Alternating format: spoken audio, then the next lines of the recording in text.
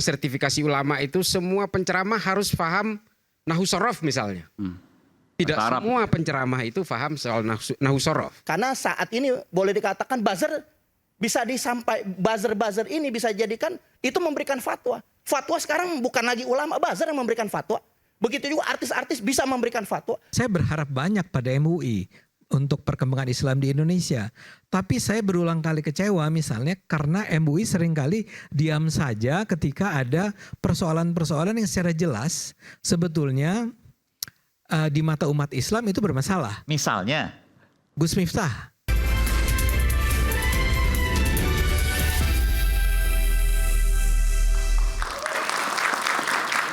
Kembali di Rakyat Bersuara, saya ke Gus Islah. Gus Islah, sertifikasi pendakwah. Ini karena Gus Miftah. Saya ingin bicara itu dulu. Karena Gus Miftah maka muncul isu sertifikasi pendakwah. Itu hal yang normal?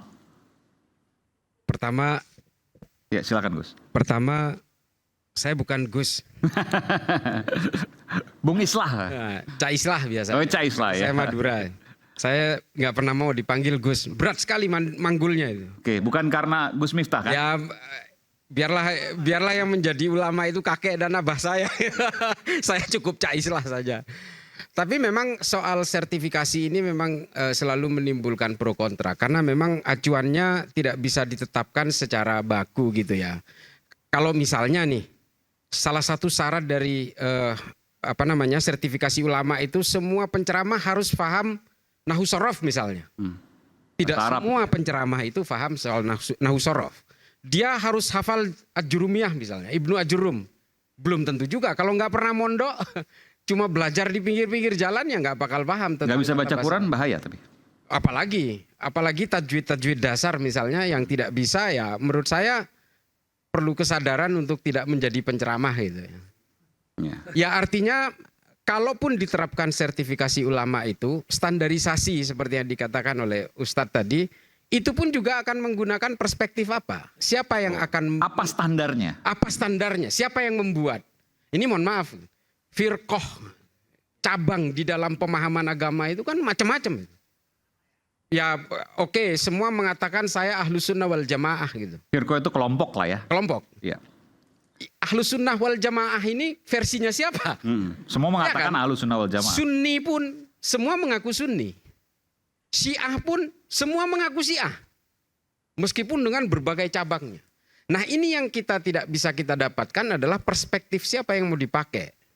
Misalnya, ini mohon maaf, kelompok-kelompok salafi misalnya. Apabila membuat standar, tentu saja orang-orang NU akan menolak itu. Kalau orang-orang NU yang membuat, orang-orang seperti orang-orang salafis, itu juga akan menolak itu. Karena tidak sesuai dengan standar mereka. Nah ini yang kemudian menjadi persoalan karena memang Anda melihat akan ada chaos di situ. Bukan persoalan chaos, bukan pasti chaos, ada rusuh bukan. Ya chaos, resistensi. Gaduh begitu. Gaduh karena ini kan persoalan tafsir dan tafsir itu sangat multi interpretatif. Al-Quran saja, Al-Quran yang tidak pernah berubah sejak zaman Rasulullah dan dijaga keasliannya oleh Allah pun tafsirnya berbeda-beda. Coba bayangkan kalau itu kemudian diimplementasikan ke dalam satu standarisasi atas nama birokrasi negara. Siapa yang mau dipakai? Mungkin karena itu jugalah dulu para nasionalis, para ulama tidak setuju dengan penggunaan adagium syariah di dalam Piagam Jakarta. Karena repotnya apa? Ini syariahnya versi siapa yang mau dipakai? Nah ini kan menjadi sangat complicated gitu ya, sangat rumit kalau ini kemudian dijadikan satu proses birokrasi untuk menstandarisasi para penceramah. Saya yakin juga penceramah ini juga tidak semuanya faham nahwu sorof misalnya. Apakah pernah di pesantren, pernah diajarkan tentang Safinatun Najah misalnya. Tapi apakah semua anak pesantren pernah belajar itu? Kan enggak juga. Jadi persoalan standarisasi ini secara umum memang susah diterapkan karena perspektif tafsirnya yang berbeda-beda. MUI sendiri, ini mohon maaf Kiai, MUI sendiri saya yakin juga sangat plural isinya. Ya kan, ada dari Muhammadiyah, ada dari Nahdlatul Ulama, ada juga dari Al-Irsyad, ada dari Wahdah dan sebagainya. Ini kan berdiri dengan tafsirnya masing-masing. Nah ini mungkin yang agak kesulitan ketika kita ingin menerapkan sertifikasi terhadap ulama. Nah standarisasinya juga versi siapa? Tapi kalau bagi saya memang melihat fenomena tentang ceramah seperti yang dilakukan oleh Gus Miftah ini, kalau bagi saya pribadi, pada akhirnya kita kembalikan kepada persoalan keilmuan. Kalau merasa tidak berilmu, nggak usah ceramah agama, nggak usah, kasihan umatnya. Kalau memang tidak bisa melakukan pendekatan-pendekatan literalis terhadap masyarakat, jangan. Apalagi tajwidnya salah-salah. Apalagi misalnya penterjemahan dari bahasa Arabnya juga salah-salah. Cuma kan saya harus ini, bagi sebagian orang, saya nggak bilang, saya nggak bilang semua, tapi bagi sebagian orang, dan kita bisa melihat juga di komentar-komentar bahwa itu ada unsur dari ekonomi sendiri, ada unsur dari kebanggaan sendiri, bahwa ia dihormati satu hal, bahwa ada keuntungan ekonomi satu hal juga. Saya sering mengatakan begini. Jadi kalau Anda mengatakan bahwa nggak usah ceramah, ya mereka ada dua hal itu, apakah kemudian mereka bisa menahan itu? Kan begitu. Ya memang, ya mohon maaf, kalau kita ingin masyhur ya dan ingin kita dikultuskan secara luar biasa, menjadilah penceramah agama. Memang itu zona nyamannya. Dan apalagi kemudian dihubungkan dengan tarif-tarif. Ketika penceramah agama itu menjadikan ini sebagai ruang mata pencaharian dan ini bagian menjadi komoditi dalam satu industri, maka kemudian ada tarif-tarif itu. Dan ketika sudah mulai bermain tarif, persoalan substansi dan kualitas kemudian menjadi nomor Anda 2. melihat juga ada seperti itu, sebagian ya saya bilang. Ada, dan penceramah yang sangat populer hari ini adalah stand up comedian dengan religion flavor. Ya kan? Kalau lucu selucu-lucunya dia akan ngetop. Dan ketika sudah ngetop tarifnya mahal. Akhirnya apa? Para penikmat ceramah agama itu pergi dari tempat itu setelah acara bubar itu, yang terbekas adalah kelucuan-kelucuan dan kejenakaannya, bukan soal ilmunya. Bukan soal ilmunya. Nah ini persoalan-persoalan standarisasi itu adalah menurut saya yang paling tepat adalah soal keilmuan. Jadi standarisasi, sertifikasi, bingung di mana akan ada garis tengahnya, benang merahnya, standarnya. Ya. Dan itu sama sekali tidak visible, tidak layak. Exactly. Menurut saya sih seperti itu sih. Saya ini anggota DPR yang tahu persis bagaimana regulasi itu dibikin. Bahwa di tengah publik kita ada demokrasi yang hanya menghasilkan noise, kegaduhan, keriuhan. Ada dai yang berceramah hanya isinya mencaci maki, menghina orang, bahkan kepala negara. Ada seorang penceramah yang mengutip ayat tapi salah-salah. Pertanyaan saya, di mana tanggung jawab kita?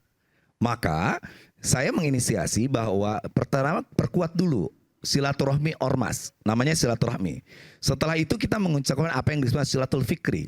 Kita mengumpulkan ide, gagasan dan sebagainya. Makanya Caislah harus digarisbawahi. Standarisasi yang saya sebut adalah standarisasi pertama, standar minimum yang mengacu kepada nilai keagamaan Quran dan hadis. Tidak perlu ngomong nahu sorob dan sebagainya. Tapi tafsirnya beda tadi kata Caislah. Kenapa? Tafsirnya kan beda-beda. Di mana standarisasinya? Kalau Quran ketika kita baca, yang standar aja, nggak usah pakai tafsir dan sebagainya. Makanya dari sanalah muncul setelah kita itu ada yang namanya kewajiban dia memahami wawasan keagamaan, namanya maqasidus syariah. Lalu ada wawasan kebangsaan. Jadi tidak ada yang namanya tabrakan tafsir dan sebagainya, karena kita memahami. Seperti saya pasti mengatakan bahwa kunut itu sunat, lalu sebagian tidak, itu nggak masalah. Dan ini Indonesia. Sekali lagi, sertifikasi ini pun tidak akan lalu menyentuh kepada persoalan bagaimana dai-dai yang sudah ikhlas, itu nggak usah disertifikat. Kita butuh orang yang punya akun di YouTube, yang diundang di masjid-masjid BUMN, harus mematuhi itu. Bagaimana wawasan keagamaan dia yang paling standar dicukupi, wawasan kebangsaannya dicukupi, lalu dia mengerti tema-tema yang dibutuhkan oleh masyarakat.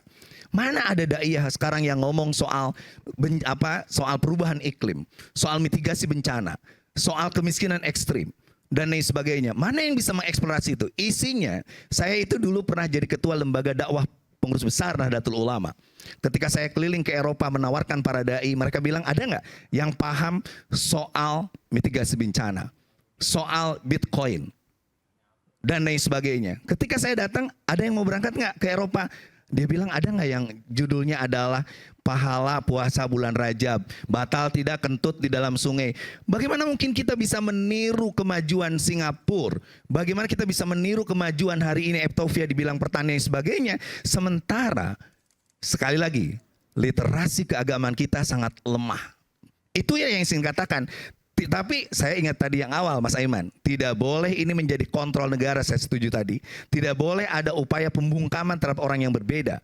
Ayah saya dulu kalau mau ceramah itu lapor dulu. Nanti ngomong ini, itu nggak boleh. Zaman Orde Baru tuh. Ya, Oke. seperti itu. Jadi inilah peran ulama para cendekiawan ini untuk mulai muncul membereskan, jangan membiarkan umat ini dididik oleh orang yang tidak paham masalah agama. Lihat bagaimana Mahathir menyebutkan, Melayu bodoh karena ustadz yang bodoh.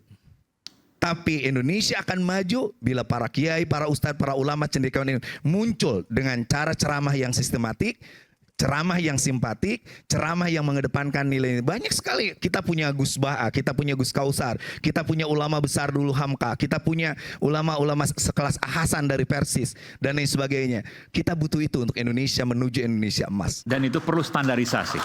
Baik. Bung Novel, silakan. Anda setuju? Silakan langsung, sudah langsung. Baik, terima kasih.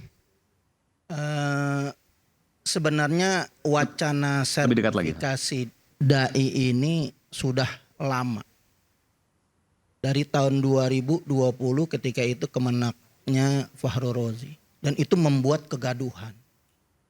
Di mana kita jadi terkotak-kotak. Terkotak-kotak, kenapa? Ya terkotak-kotak ada ustadznya. Bahkan sudah diumumin. 2020 sudah ada dai-dai, ustadz-ustadz, kiai-kiai mubalik yang sudah dapat sertifikasi dan itu diumumin. Akhirnya ini menjadi gaduh. Di kotak-kotakan dai itu sendiri, ustadz itu sendiri, ada di kotak-kotakan yang awam nggak mau melihat ada sertifikasi ini karena mereka dianggap corong kekuasaan.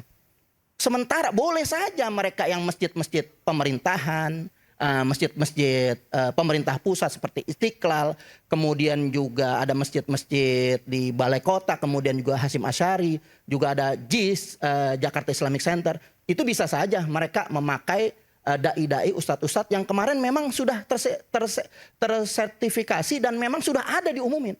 Dan itu nggak berlanjut sampai saat ini dan tenggelam sampai saat ini.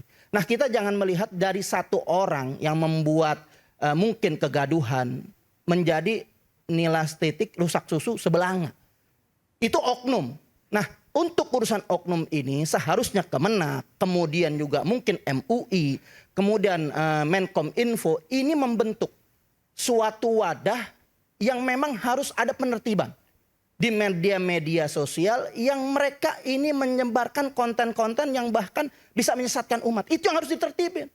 Begitu juga dai-dai yang kurang daripada standarisasi, itu yang ditertibin. Kalau perlu yang begitu diumumin.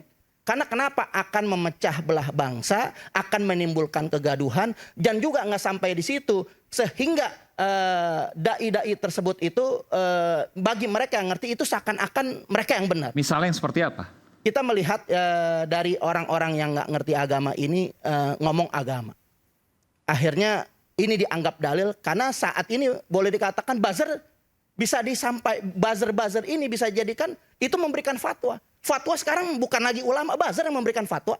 Begitu juga artis-artis bisa memberikan fatwa. Hampir semua boleh dikatakan mereka ini bisa masuk yang mereka baru belajar ini akhirnya umat tersesatkan. Banyak yang saat ini umat yang tersesatkan kepada yang terarah jauh.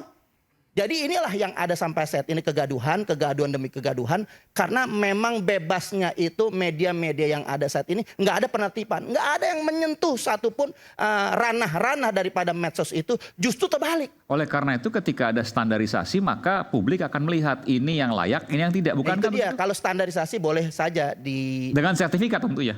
Standarisasi belum tentu juga itu bersertifikat. Jadi boleh dikatakan ini orang-orang yang tidak memenuhi syarat dan orang yang tidak memenuhi syarat. Seperti yang tadi saya katakan harus diberikan catatan di media-media ataupun dari Menkominfo kemudian juga MUI atau Kemenak ada dai-dai atau mungkin boleh dikatakan orang-orang yang menyampaikan pesan-pesan agama yang bukan pada tempatnya.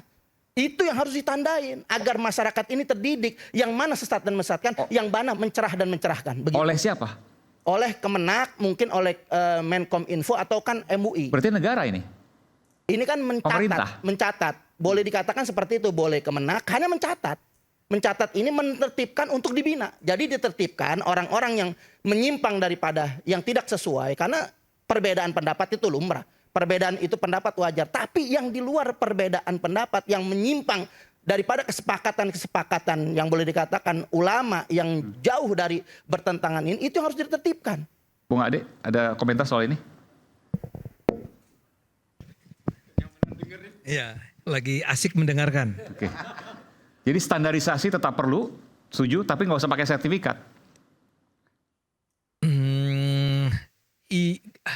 Ini jawabannya tidak mudah, antara lain karena misalnya tadi kan dikatakan taruhlah kita perlu punya standarisasi tapi siapa yang bikin, kan begitu ya. Sekarang misalnya saya bandingkan dengan dunia pers kita, kan sebetulnya ada sertifikasi wartawan kan, Oleh Dewan Pers ya. tapi yang bikin Dewan Pers. Oke. Nah, kalau dalam dunia kedaian ada nggak lembaga yang bisa kita anggap sebagai semacam Dewan Pers? MUI?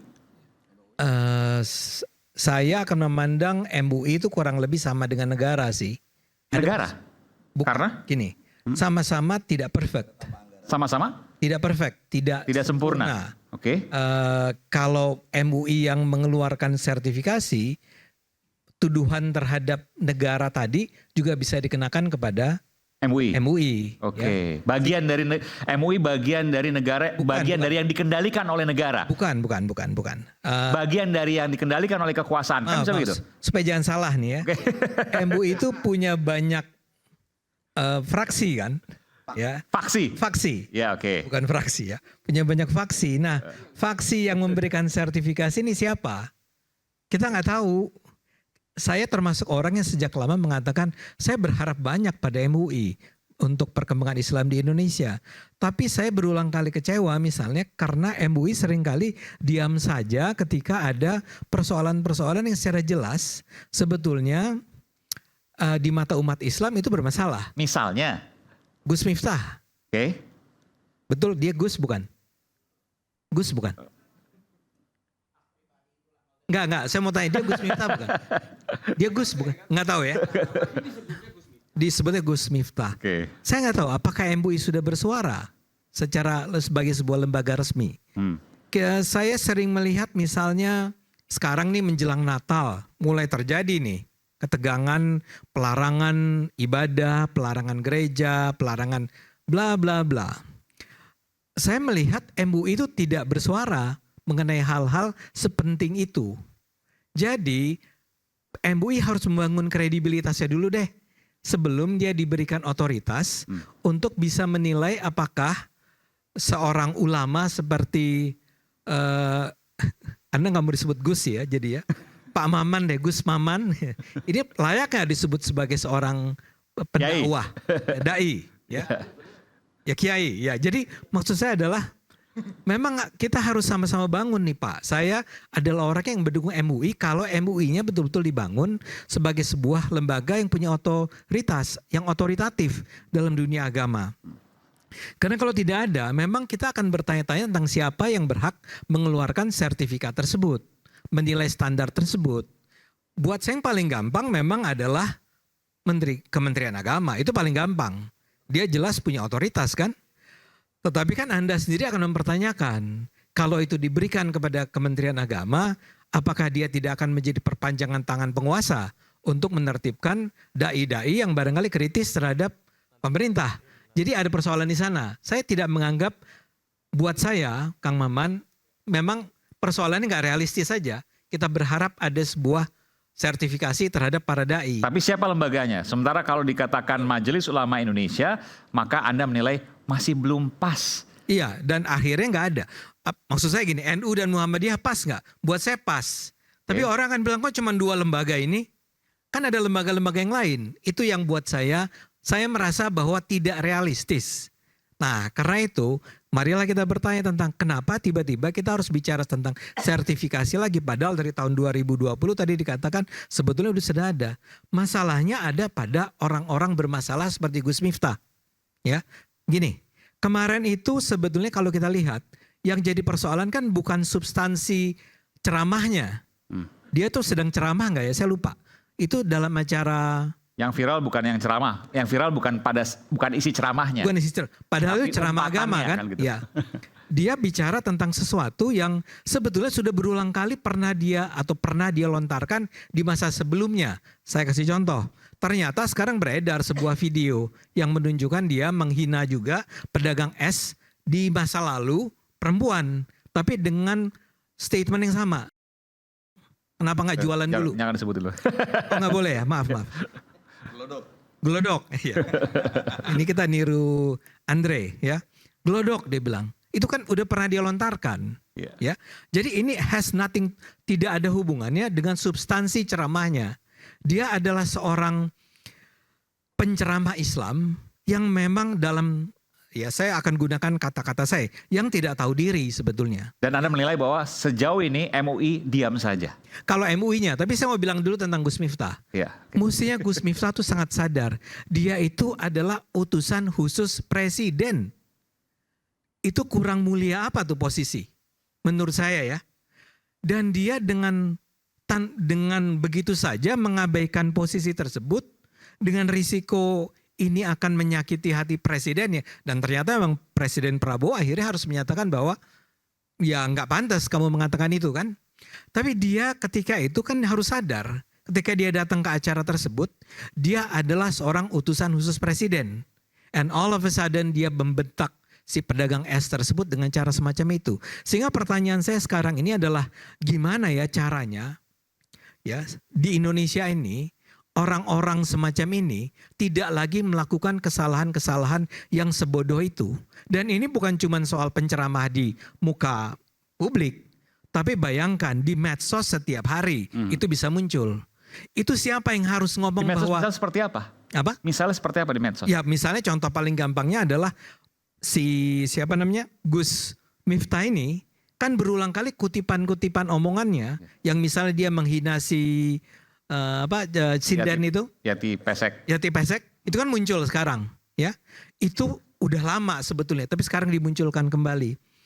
Nah sekarang bayangkan kalau ada seorang ulama lain atau ustadz yang lain atau kiai yang lain juga bicara tentang hal yang sama. Misalnya taruhlah menjelang Natal ini menjelek-jelekan umat Kristen misalnya. Siapa yang bertanggung jawab untuk mengingatkan dia? Menurut saya seharusnya ada di Indonesia ini sebuah lembaga yang punya otoritas untuk mengatakan itu. Saya berharap sebetulnya Pak MUI.